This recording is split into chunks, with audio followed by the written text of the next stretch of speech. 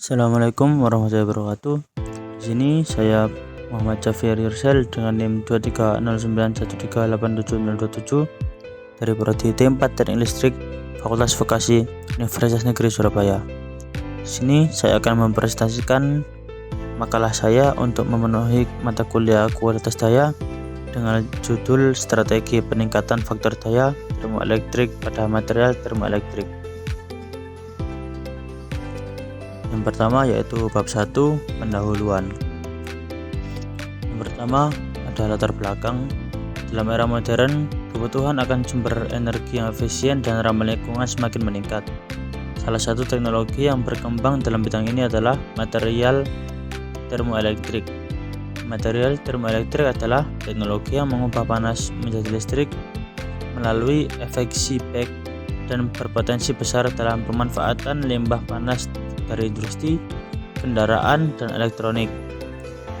Efisiensinya ditentukan oleh faktor ZT yang bergantung pada koefisien Seebeck, konduktivitas listrik, dan konduktivitas termal. Tantangan utamanya adalah meningkatkan koefisien Seebeck dan konduktivitas listrik tanpa menaikkan konduktivitas termal. Untuk mengatasinya digunakan strategi seperti rekayasa nano, doping, dan material komposit. Karena aplikasinya yang luas, penelitian untuk meningkatkan efisiensinya sangat penting dalam mendukung energi berkelanjutan. Selanjutnya yaitu ada tujuan. Artikel ini bertujuan untuk mengkaji strategi utama dalam meningkatkan faktor daya termoelektrik, termasuk melalui yang pertama, anisotropi lembah dalam material Mg3sp2. Yang kedua, analisis struktur elektronik pada material Hauff-Haustlers, dan yang ketiga, penggunaan polimer sebagai material termoelektrik. Ya, selanjutnya ada konsep dasar termoelektrik. Termoelektrik merupakan fenomena di mana perbedaan suhu di suatu material dapat menghasilkan tegangan listrik. Efisiensi material termoelektrik dipengaruhi oleh 3 parameter utama, yaitu yang pertama, koefisien Seebeck untuk mengukur besarnya tegangan yang dihasilkan akibat perbedaan suhu. Yang kedua ada konduktivitas listrik, menentukan seberapa baik suatu material dapat menghantarkan listrik. Dan yang ketiga ada konduktivitas termal, menggambarkan seberapa baik suatu material dapat menghantarkan panas. Berikutnya ada faktor yang mempengaruhi kinerja termoelektrik. Ada 5 faktor. Yang pertama, struktur elektronik material. Yang kedua, efektivitas doping. Yang ketiga, ukuran dan bentuk nanostruktur. Yang keempat, pengaruh suhu operasional. Dan yang kelima yaitu efek scattering elektron dan fonon. Selanjutnya kita memasuki bab 2 yaitu demonstrasi anisotropi lembah dalam peningkatan faktor daya termoelektrik. Pada bab 2 ini yang pertama ada pengertian anisotropi lembah. Apa itu anisotropi lembah? Anisotropi lembah adalah fenomena yang dimana pergerakan elektron atau lubang dalam material tergantung pada arah kristal karena struktur pita energinya. Hal ini mempengaruhi sifat listrik seperti konduktivitas dan koefisien Seebeck. Dalam material semikonduktor dan termoelektrik, anisotropi lembah dapat meningkatkan efisiensi transportasi energi. Teknologi ini juga penting dalam pengembangan perangkat elektronik modern seperti transistor dan sensor melalui rekayasa kristal dan doping. Yang kedua yaitu ada material Mg3sp2 dalam aplikasi termoelektrik. Apa itu material Mg3sp2? Mg3sp2 adalah semikonduktor termoelektrik dengan kantong energi anisotropik yang meningkatkan efisiensi konversi panas menjadi listrik.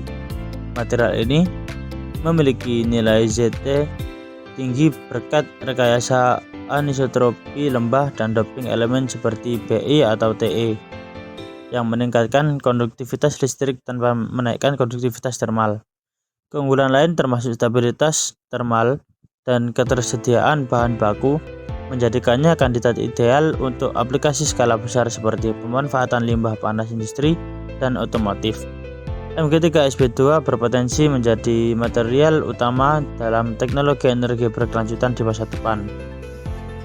Selanjutnya yaitu ada hasil eksperimen. Menggunakan Hall effect, XPS, dan DFT ditemukan mobilitas hingga 3 kali lebih tinggi tergantung orientasi kristal. Hasil ini meningkatkan faktor daya secara keseluruhan. Berikutnya ada implikasi anisotropi lembah terhadap kinerja termoelektrik. Anisotropi lembah memungkinkan peningkatan efisiensi termoelektrik tanpa bergantung pada doping yang berlebihan. Biasanya, doping digunakan untuk meningkatkan konduktivitas listrik, namun dapat meningkatkan konduktivitas termal yang justru menurunkan efisiensi. Dengan memanfaatkan arah pergerakan muatan dalam struktur kristal, anisotropi lembah memungkinkan mobilitas muatan yang lebih optimal tanpa meningkatkan perpindahan panas.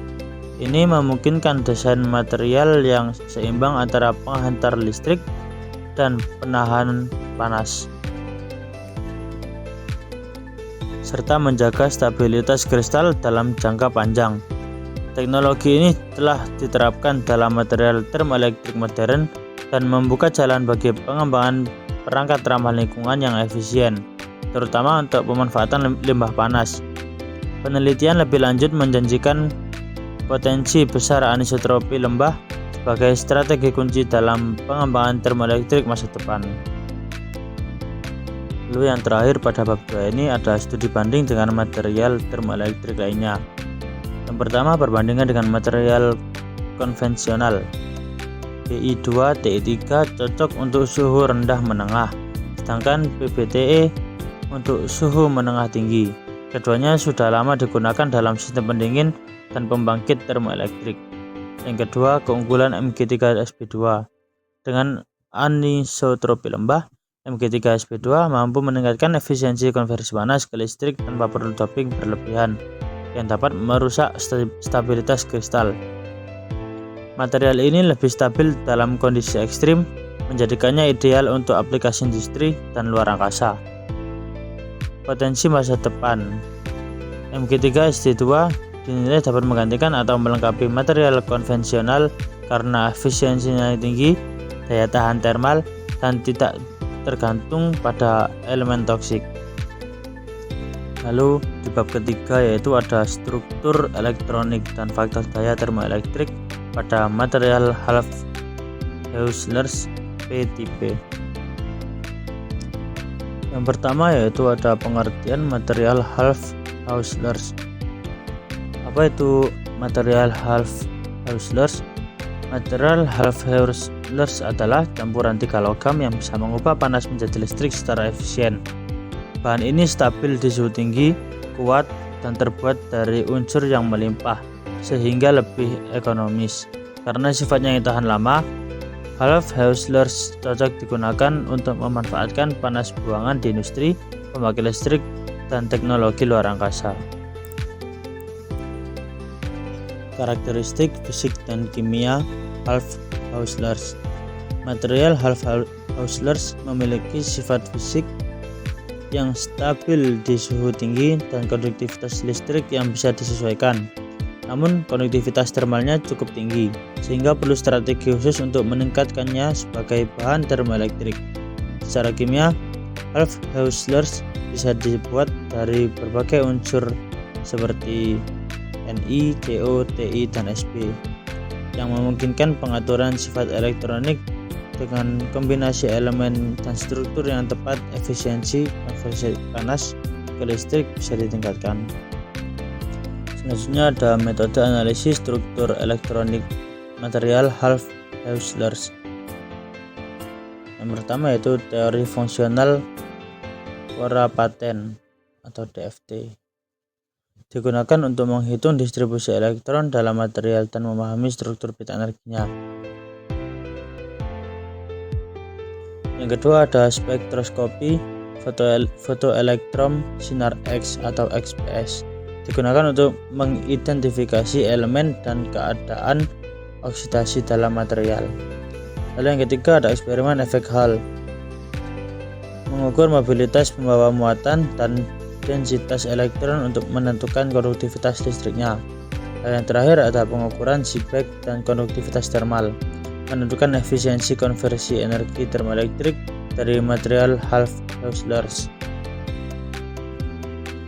Berikutnya ada stabilitas dan konduktivitas termal. Material Hall-Heusler memiliki kestabilan termal tinggi, namun konduktivitas termalnya masih cukup tinggi dibandingkan material lain seperti Pi2Ti3. Untuk mengatasinya dan meningkatkan efisiensi termoelektrik digunakan beberapa strategi.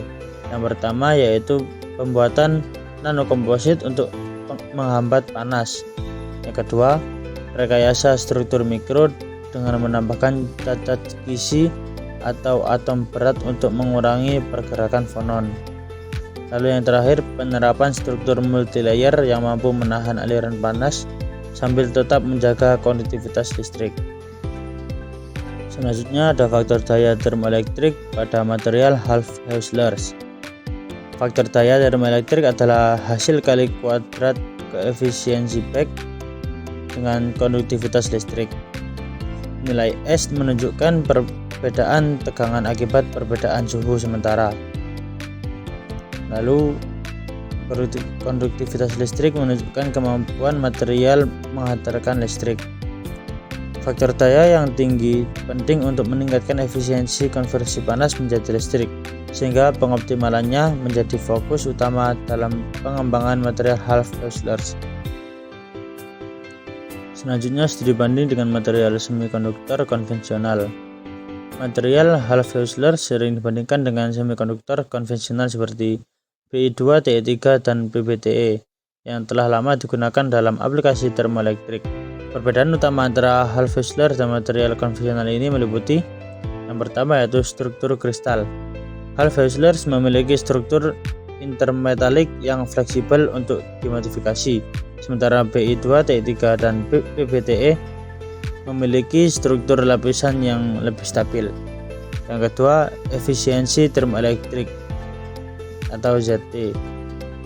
Pi2Ti3 dan PBTE efektif pada suhu rendah menengah 1.0 sampai 1.5 pada 300 K, sedangkan Hall-Heusler unggul pada suhu tinggi lebih dari 600 K. Lalu selanjutnya yang terakhir ada konduktivitas termal. Hall-Heusler memiliki konduktivitas termal yang lebih tinggi, tetapi dapat direduksi dengan rekayasa mikrostruktur. Lalu selanjutnya yaitu ada keunggulan dan kelemahan Hall-Heusler. Untuk keunggulannya sendiri yaitu yang pertama ada stabil pada suhu tinggi, cocok untuk pembangkit energi panas buangan. Yang kedua ada sifat elektronik, mudah disesuaikan lewat substitusi elemen. Dan yang terakhir dapat dibuat tanpa bahan beracun seperti timbal. Lalu untuk kelemahan sendiri yaitu ada konduktivitas termal tinggi menurunkan efisiensi, lalu ada proses sintesis lebih kompleks dan mahal, dan yang terakhir kurang efisien pada suhu rendah dibandingkan Pi2Ti3. Berikutnya ada aplikasi Hall-Heusler dalam industri. Yang pertama yaitu pembangkit listrik panas buangan, mengubah panas dari mesin industri dan kendaraan menjadi listrik, meningkatkan efisiensi energi pada suhu menengah tinggi.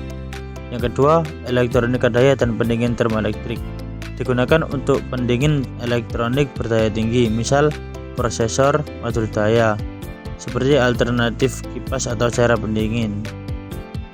Yang ketiga ada industri otomotif dan transportasi, memanfaatkan panas dari mesin dan rem kendaraan listrik atau hibrida untuk menghasilkan listrik tambahan, meningkatkan efisiensi bahan bakar.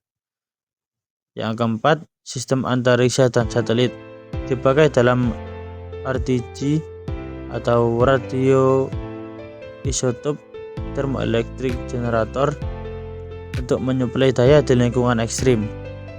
Dan yang terakhir ada sensor dan IoT, digunakan dalam sensor suhu dan perangkat IoT untuk sistem monitoring energi yang efisien dan mandiri.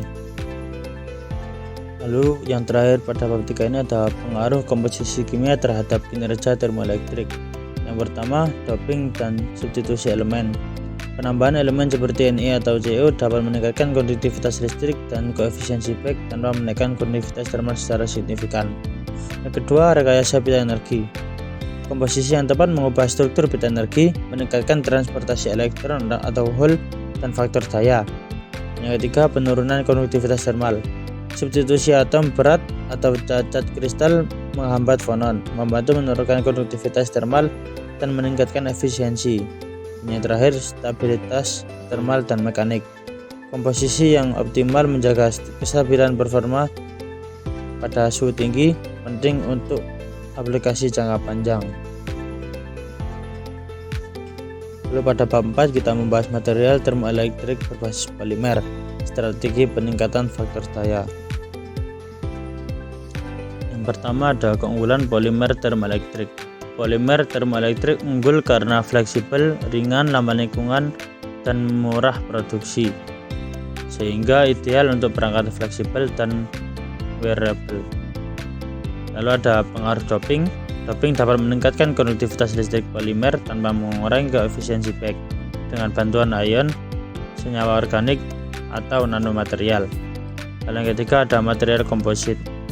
Penggabungan polimer dengan CNT atau graphene menghasilkan material komposit yang lebih unggul, mengombinasikan fleksibilitas dengan konduktivitas tinggi. Selanjutnya ada optimasi antarmuka dan struktur mikro. Optimasi antarmuka, efisiensi transportasi muatan ditingkatkan melalui modifikasi permukaan, pemilihan material pendukung konduktif seperti grafena atau CNT, serta penggunaan struktur berlapis untuk mengurangi hambatan dan menyesuaikan work function. Lalu ada pengaruh struktur mikro. Struktur mikro dioptimalkan dengan mengatur orientasi rantai polimer, menambahkan nanofiller konduktif, dan mengontrol kristalinitas. Langkah ini meningkatkan mobilitas muatan dan menurunkan hambatan fonon sehingga memperbaiki performa termoelektrik. Selanjutnya ada aplikasi polimer dalam teknologi termoelektrik. Pertama ada prinsip dasar termoelektrik.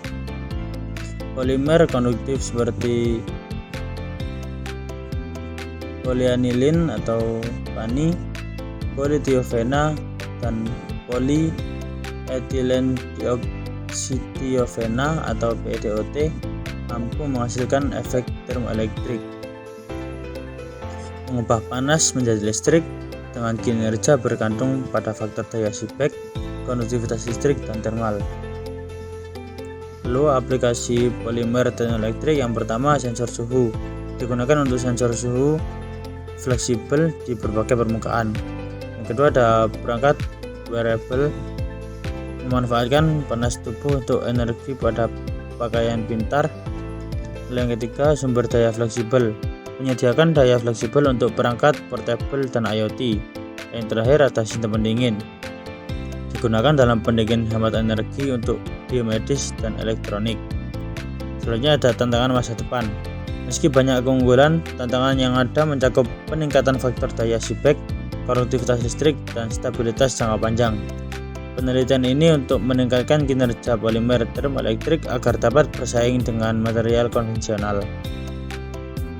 Selanjutnya, tren penelitian dan pengembangan di masa depan. Penelitian polimer termoelektrik fokus pada peningkatan efisiensi energi, pengembangan material komposit baru, dan teknik sintesis ramah lingkungan. Selain itu, metode fabrikasi seperti pencetakan 3D dan pemrosesan berbasis larutan juga terus dikembangkan untuk memperluas aplikasi industri. Selanjutnya ada tantangan dalam komersialisasi polimer termoelektrik. Ada 5. Yang pertama yaitu kinerja yang perlu ditingkatkan. Polimer termoelektrik memiliki faktor daya lebih rendah, perlu rekayasa untuk meningkatkan konduktivitas. Yang kedua, stabilitas thermal dan lingkungan. Polimer mudah terdegradasi pada suhu tinggi atau kondisi ekstrim. Yang ketiga, ada kesulitan fabrikasi. Pencapaian struktur mikro optimal memerlukan teknik manufaktur presisi. Yang keempat, biaya produksi dan skalabilitas. Produksi massal masih lebih mahal dan perlu metode sintesis yang efisien. Yang terakhir, integrasi teknologi. Perlu penelitian lebih lanjut untuk kompatibilitas dan pengembangan sistem hibrida. Lalu yang bab terakhir yaitu bab 5, kesimpulan dan prospek masa depan. Berikut adalah ringkasan temuan. Penelitian material termoelektrik berfokus pada peningkatan efisiensi energi dengan manipulasi struktur, doping, dan nanomaterial. Alpha-Wessler menawarkan stabilitas termal, sementara polimer termoelektrik lebih fleksibel untuk perangkat portable. Optimasi komposisi dan metode fabrikasi dapat meningkatkan kinerja untuk teknologi energi berkelanjutan. Lalu ada tantangan dan peluang. Pengembangan material termoelektrik menghadapi tantangan biaya tinggi, kompleksitas sintetis, dan efisiensi konversi energi yang belum optimal. Namun, peluang besar ada dengan berkembangnya teknik fabrikasi baru seperti pencetakan nano dan pemanfaatan nanomaterial untuk mengurangi konduktivitas termal. Material inovatif seperti Alpha-Wessler, polimer termoelektrik, dan komposit dapat meningkatkan performa. Dengan meningkatnya permintaan teknologi hemat energi, material termoelektrik berpotensi menjadi solusi energi masa depan yang efisien dan berkelanjutan. Selanjutnya yaitu arah pengembangan teknologi termoelektrik. Pengembangan teknologi termoelektrik akan fokus pada optimalisasi struktur elektronik, eksplorasi material hibrida, dan penerapan kecerdasan buatan untuk desain material. Teknik fabrikasi canggih seperti pencetakan 3D juga diutamakan untuk produksi massal.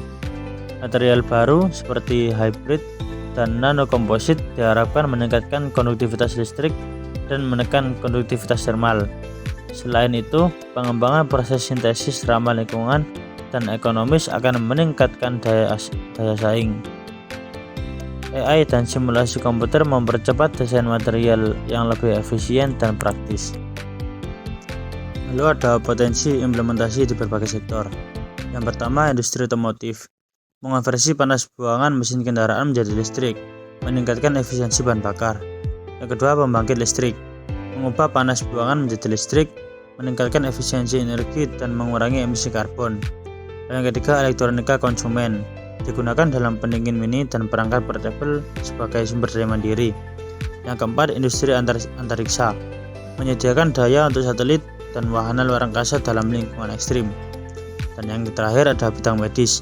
Digunakan dalam sensor suhu presisi tinggi dan perangkat medis portable yang membutuhkan daya rendah.